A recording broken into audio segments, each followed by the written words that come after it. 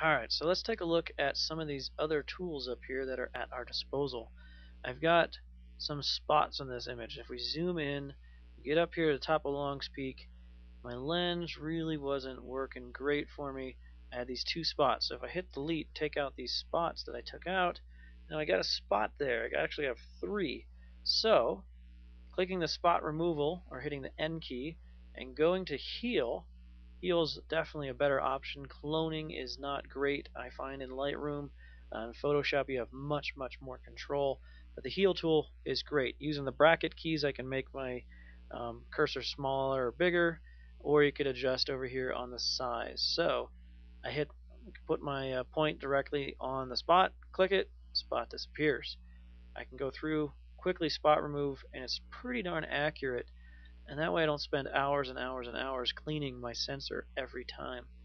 Now, the next thing I want to show you is the grad filter. This picture here really doesn't work out too well for a grad filter. It's pretty much already exposed alright up top, but if we go over to library mode, I've got a shot from a few days after that really would apply. So let's go over here to this shot. Let's zoom way out. Obviously got some spots there. Zoom back out. Okay, let's get this over here. Navigator fit. Bam. Alright, hide that. We're going to hide this. Here's a shot. We're going to go into develop mode. I want to use the grad filter on. I want to darken that sky just a little bit more than what my grad filters I used in the field did. So I hit the grad filter button. I've got effects. You can see I got a plus or up down arrows there, so we've got all types of options. We can select any one thing we want to adjust, or if you go down over here and sort of hide the buttons, we're going to affect just exposure. I like going to everything. I'm going to go and do some specific things on any area. So I click the button, I have my exposure. It already has a preset of overexposing. That's not quite what I want, but I have that plus sign. If I click, there's my grad filter. You can see everything gets brighter because we want to stop overexposed. And what I'd like to do is actually underexpose. Check out my histogram.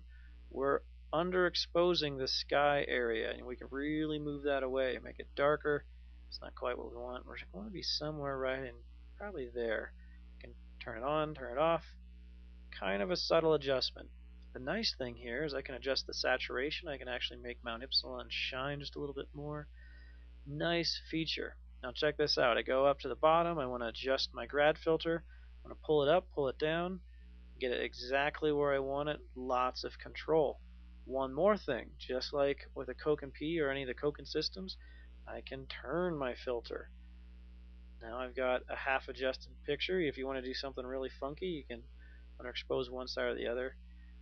The other neat thing, anytime you have an adjustment brush on the grad filter or the adjustment brush that we're going to cover next, if you don't like what you did, whatever is in a black circle with the gray ring, that means that's the active brush. I can hit delete and it's gone. So let's go over to the adjustment brush. That's the tool that I find to be really handy, and it's a bit different than most other Photoshop designs. So let's get over to my right folder. Let's get to the right picture. Here we go. So we'll go over development. Let's hide the things here on the side.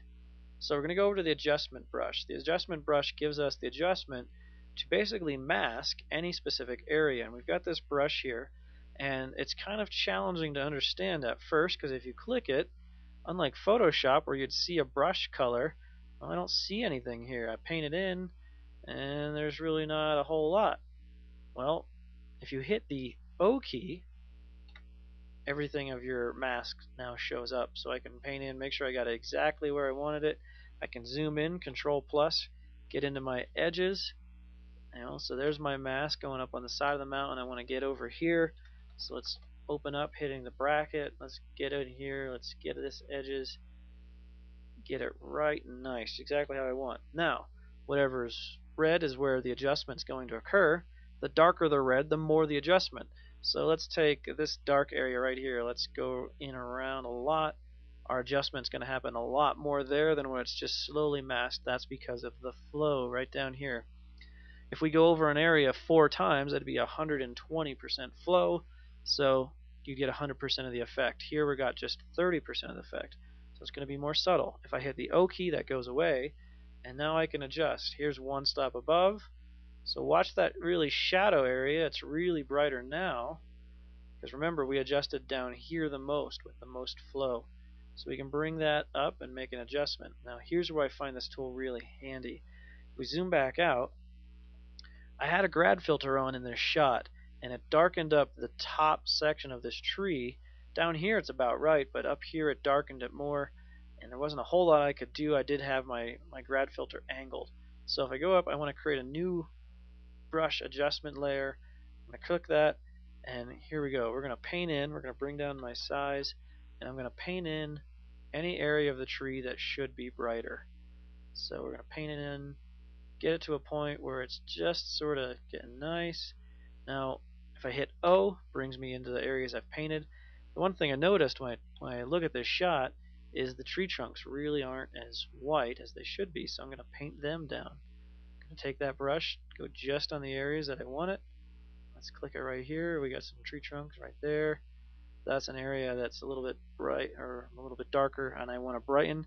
I hit the O key, hides my masking area, and here's where we're at. Here's where we're going. We can brighten it up. Once you get out towards the edges, you have to be more and more subtle, getting out and spend more time on the brush. Very handy tool, and it's not just for exposure. We can adjust the saturation. We can adjust the brightness. Sometimes I got something tricky. I can really bring up the brightness in an area, get it to where I want it to be with some really easy editing. It's not in Photoshop. I can just quick make the adjustment, and it's pretty intelligent. Nice auto masking structure. So get out there and use these development tools that you have at your disposal with Lightroom.